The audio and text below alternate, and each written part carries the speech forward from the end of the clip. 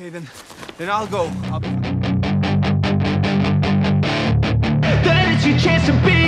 Hey kid. Halo semua, Ed Clipper lagi di sini. Ya iyalah, siapa lagi? Seperti biasa, Ed Clipper kembali hadir untuk terus berusaha menghibur kalian lewat penjelasan film-film seru dengan cerita yang kadang di luar SOP Badan Penanggulangan Kasus dan Keganasan Makhluk Misterius.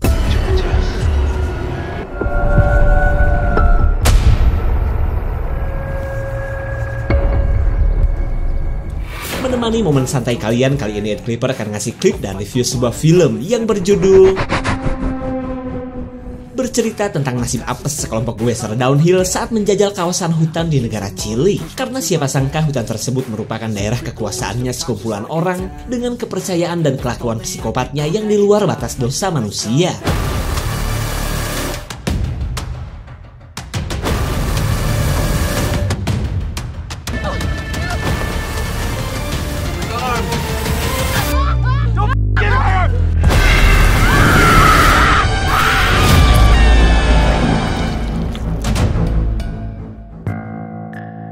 Cerita berawal dari penderitaan seorang korban penculikan bernama Steffi, si atlet sepeda yang disekap di sebuah tempat terpencil di pedalaman hutan. Tak lama kemudian, seorang kewes dengan setelan tembolok nongol akan memasukkan sesuatu ke dalam mulut Steffi.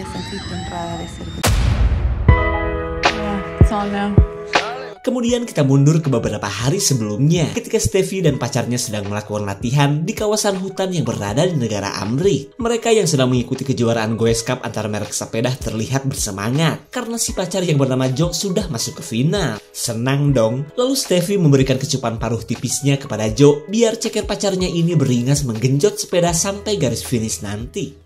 Let's go!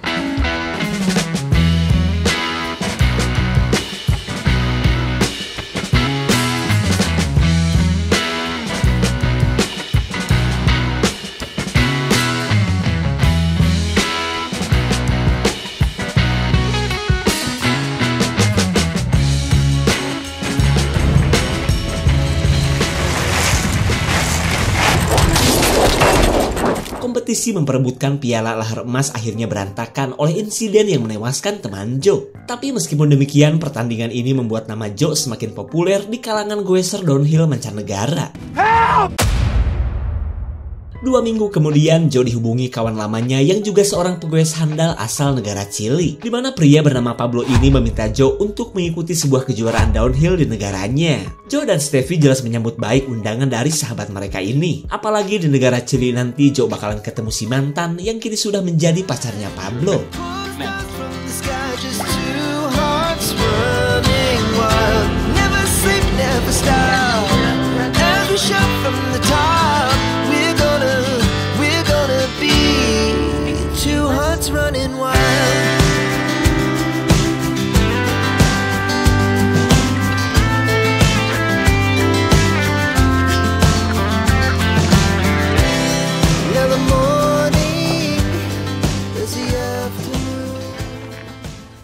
Setibanya di kawasan Taman Nasional Chili, mereka singgah di toko Almacen yang juga menyediakan berbagai macam permainan sebagai hiburan. Lalu sebagai mantan pemain dingdong, Steffi tertarik untuk memainkan salah satu permainan ketika Joe kebelet boker. Alright.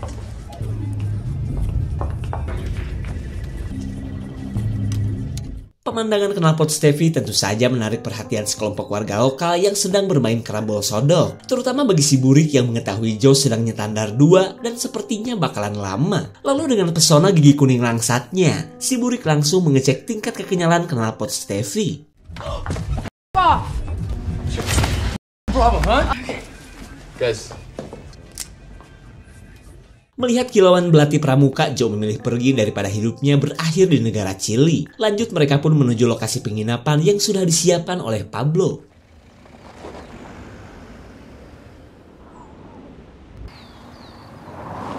See you guys.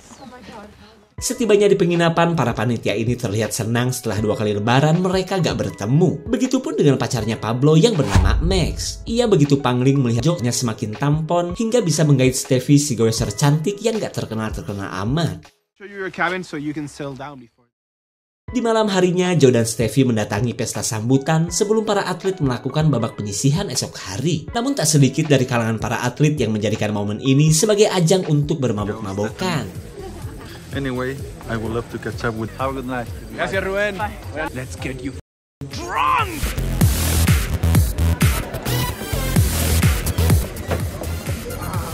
Párame el hueveo.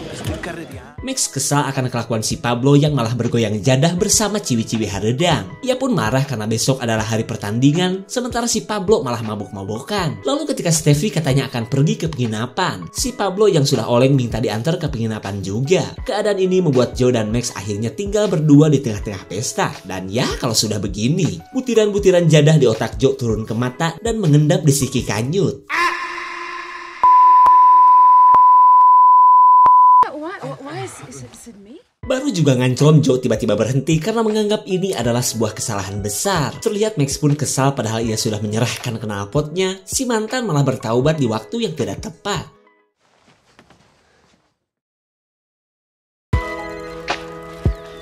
Good morning, guys. Pagi yang cerah menjadi mood booster bagi Joe dan Steffi yang akan menuju trek downhill. Lalu Pablo memberikan radio karena daerah yang akan mereka lewati tidak ada sinyal HP. Make sure you're down here on time. Good luck. Please.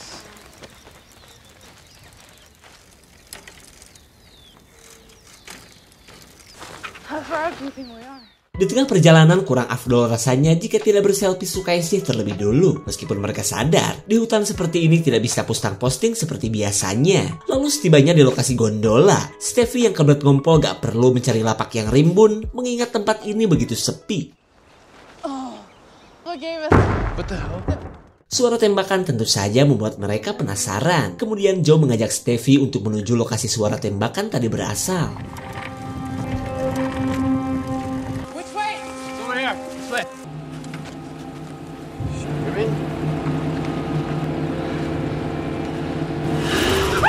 Oh my god. Steffi langsung menghubungi Pablo saat menemukan seorang warga dengan kondisi tubuh seperti orang yang berpenyakit. Ditambah lagi pria yang kita sebut saja Herman ini menggunakan bahasa Chili yang tidak dimengerti oleh Joe dan Steffi. Hey, I don't know. It crashed. We're on the east side of the mountain. Aku dan Max akan secepatnya ke sana. Joey looks dead. Semburan si Herman yang bau mengenai bola mata Joe. Lalu ketika mereka lihat lebih dekat, Herman memiliki label nomor yang entah untuk apaan. Singkat cerita, Max dan Pablo datang dengan membawa seorang paramedis. Terlebih mereka menganggap Herman adalah korban kecelakaan biasa. Tapi tak lama kemudian si Bang Mantri berkata bahwa ia menemukan luka tembak di perut Herman.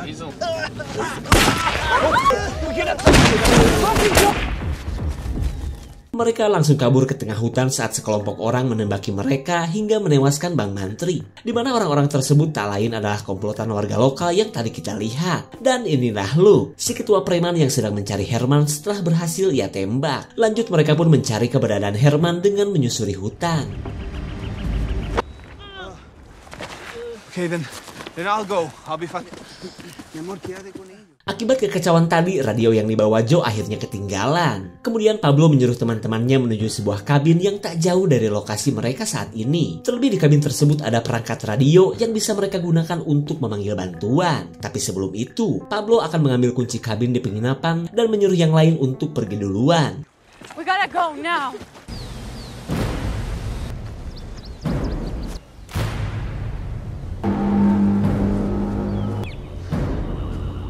Perjalanan Pablo terhenti saat ia melihat banyak bungkusan sesuatu yang sepertinya berisi daging. Penasaran dong? Pablo! Teriakan Pablo yang terkena jebakan membuat Max dan komplotan Luke bergegas untuk mendekatinya. Tak lama kemudian Max yang menemukan Pablo langsung berusaha mencabut batang-batang pohon yang nyocol di kaki pacarnya. Voy a tratar ya. La una. ¿Dónde está? Ketika Luke menanyakan keberadaan Herman, Joe bingung bagaimana cara untuk menyelamatkan kedua temannya. Sementara Max yang memilih bungkam membuat Luke semakin marah.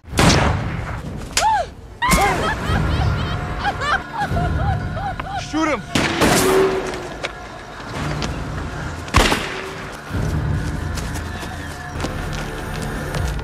Joe hanya bisa bersembunyi setelah melihat kematian Pablo. Ia pun memilih bertahan dari hangsernya si kompol anak buah Luke yang ngompol di atasnya.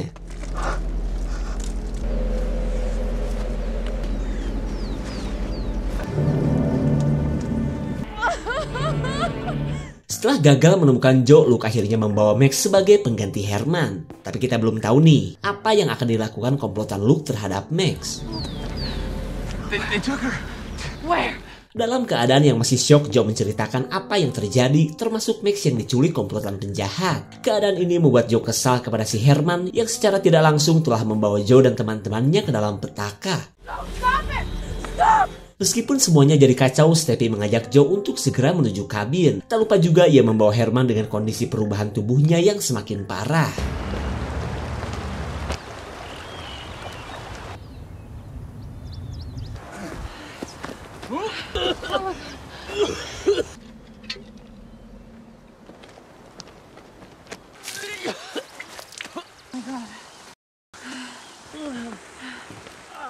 Sambil beristirahat, Joe akan mengambil air sungai untuk bekal minum. Lalu ketika ia menenggak kesegaran air sungai, Joe mendapatkan garnish semacam lendir yang membeku.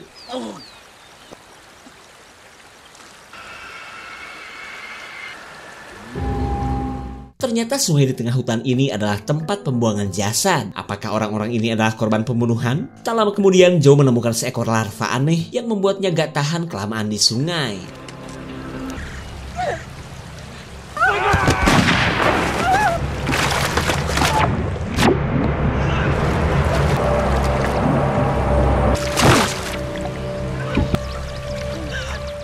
Tangkurak si penjahat akhirnya empuk setelah didulag batu oleh Joe. Lalu dengan senjata hasil rampasan, Joe mengajak Steffi untuk melanjutkan perjalanan menuju kabin.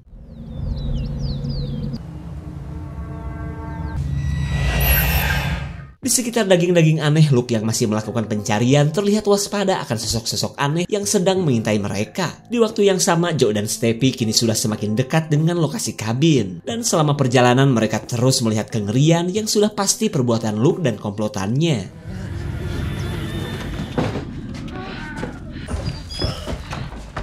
Nyatanya mereka gak butuh kunci untuk masuk ke dalam kabin yang dikatakan Pablo. Kemudian Joe mencari kotak P3K untuk mengobati Herman yang sudah gak bisa ngapa-ngapain.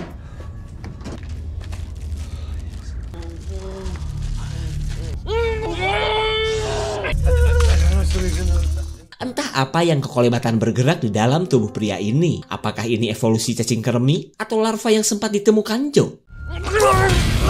Untuk kedua kalinya semburan Herman mengenai wajah Joe, bahkan ada sebagian yang masuk ke mulutnya. Lalu tiba-tiba Herman merasakan pergerakan dan rasa sakit yang luar biasa di perutnya. Sama seperti hanya Herman, Joe pun merasakan rasa sakit dan perubahan di kulitnya yang mulai dipenuhi buduk-buduk imut. Apakah Joe sudah terpapar penyakit Herman? Singkat cerita, Joe membuat rekaman video untuk menceritakan apa yang telah ia alami bersama teman-temannya. Joe pun berharap jika mendapatkan sinyal nanti, seseorang bisa melihat video ini dan mengirimkan bantuan secepatnya. Please help us. So, who are you talking? Di malam harinya, Joe mengotak-ngatik perangkat radio, kali aja ada seseorang yang mendengar permintaan bantuan mereka. Dan sungguh tak disangka, seseorang menjawab panggilan di radio tanpa ada gangguan sedikit pun seperti di film-film. Pria itu pun berjanji akan mengirimkan bantuan secepatnya dan meminta mereka untuk jangan meninggalkan kabin. There are three of us. Okay, just slow down. A cabin. I don't know where. We're on our way, Joe. Aduh, orang di radio ternyata adalah Luke yang baru saja menemukan jasad anak buahnya yang tewas dihabisi Joe. Panggilan Joe tadi pun membuat Luke akhirnya tahu kemana ia harus mencari buruannya. Lalu ketika Luke bergerak menuju kabin, Joe dan Steffi khawatir karena si Herman tidak merespon panggilan mereka.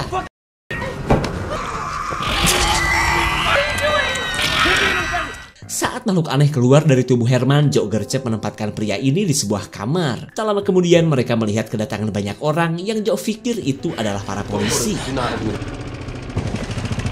Melihat komplotan Luke menyandra Max, Joe dengan pedenya menyebut bahwa polisi akan segera datang dan menangkap Luke. Lalu ketika Joe kembali menghubungi orang di radio, ia akhirnya sadar bahwa ia sedang ngobrol dengan Luke. Come out now. Karena keadaan malah jadi runyam, Joe mengajak Steffi kabur dengan melewati jendela. Tapi sayang, rencana kabur mereka terhenti ketika Luke mengancam akan menghabisi Max. Please help me. No. I'm not leaving you. No. Joe bingung antara membawa kabur Steffi atau menyelamatkan pacar ilegalnya. Lalu ia menyuruh Steffi kabur duluan karena ia gak mungkin meninggalkan serpian hatinya tewas di tangan Luke. Please don't leave me. Please don't leave me.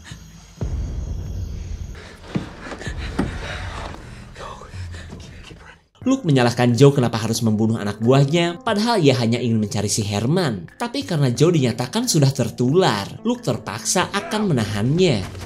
I don't know, man. We got split up. And the one you found.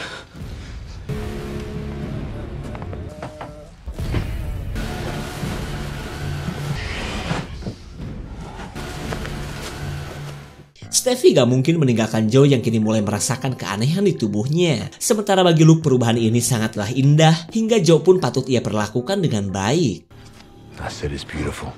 Dan karena sudah ada penggantinya, Luke tidak butuh lagi Herman yang sudah gagal menjadi tempat berkembang dari larva-larva piaraannya.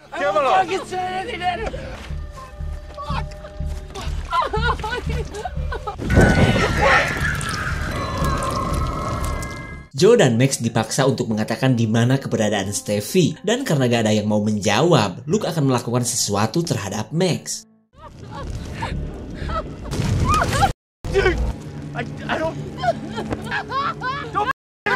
Steffi tidak mungkin cuma diam ketika Max sudah kehilangan satu jari tangannya. Selama itu pun Luke terus menanyakan keberadaan Steffi. Tembakan Steffi rupanya malah mengenai salah satu anak buah Luke. Lanjut, para penjahat ini pun memburu Steffi yang berlari ke arah hutan.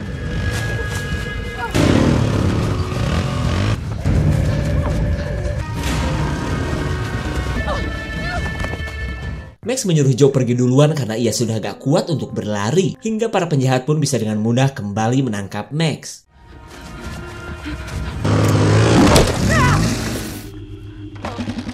Setelah mendapatkan motor gratis, Steffi menemukan Joe yang sedang nyempil bersembunyi. Lalu mereka mencari keberadaan Max yang entah dibawa kemana. Karena Steffi keseringan pakai Mio Jamet, motor kopling yang mereka gunakan nyocol ke pohon jengkol. Steffi pun panik karena kecelakaan tunggal ini membuat Joe semakin menderita.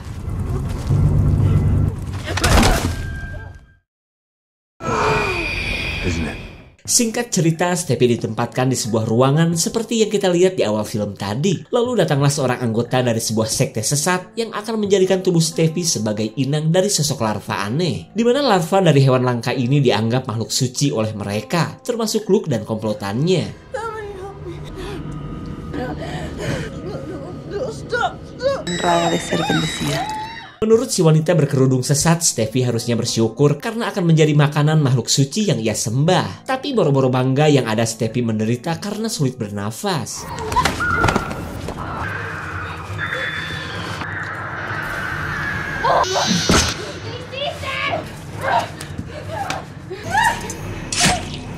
Setelah membunuh si anggota sekte, samar-samar Steffi mendengar suara Joe yang entah berada di mana. Lalu dengan menenteng pisau bedah, ia mencari Joe di markasnya sekte sesat, tepatnya di bagian ruang bawah tanah. Di mana selain merupakan tempat untuk beternak larva, di tempat ini pun Steffi melihat foto orang-orang yang telah sukses menjadi inang larva sampai melahirkan makhluk aneh.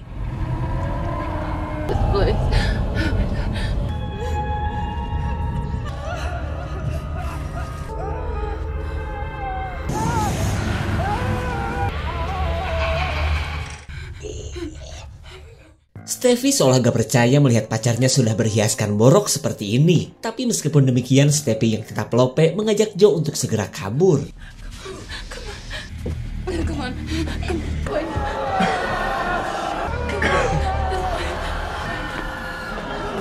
Di tengah banyaknya orang yang bernasib seperti Joe, mereka mendengar desahan jadah dari lantai atas. Dan ternyata, selain melihat banyak kambing, Steffi melihat para anggota sekte yang sedang aduk songkol dengan seorang nenek-nenek. Lalu si Ma yang merupakan ketua sekte memerintahkan para anak buahnya termasuk Luke untuk segera menangkap Steffi dan Joe.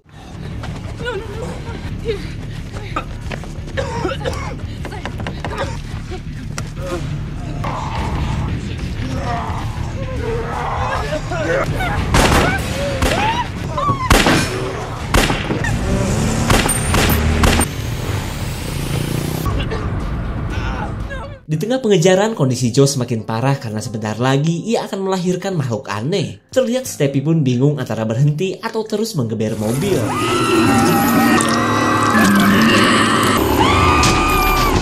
Dengan keluarnya cacing-cacing gemoy, Joe pun akhirnya tewas seketika. Tak lama kemudian Luke pun datang untuk segera menangkap Steffi. Tapi bagi Steffi lebih baik ia matot daripada harus menjadi ibu dari makhluk yang gak jelas.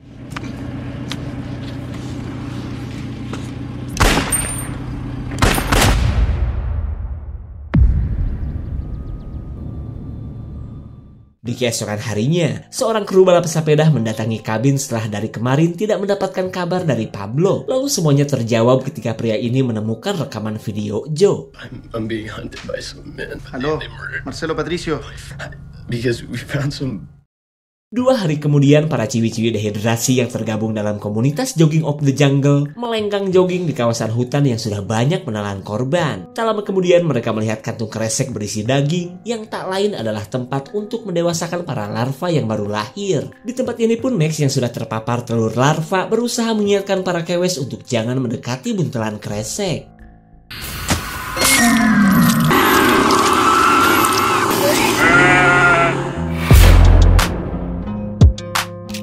Setelah sibuk bahas tentang drama balap sepeda, film ini sebenarnya lebih ke menceritakan tentang kelakuan sekelompok orang yang membudidayakan monster pemakan daging jelema. Dengan dikemas oleh suatu kepercayaan, si ketua sekte sesat menugaskan Luke dan antek-anteknya untuk menangkap orang-orang yang akan dijadikan inang dari sebuah larva langka yang tidak terdaftar di nama-nama hewan. Meskipun tidak ada penjelasan detail tentang makhluk pemangsa ini, yang pasti Luke dan si emak menganggap makhluk tersebut suci dan patut mereka lestarikan. Pokoknya jika ada tambahan jangan lupa komen guys ya. Segitu saja untuk klip dan review kali ini. Terima kasih dan sampai jumpa.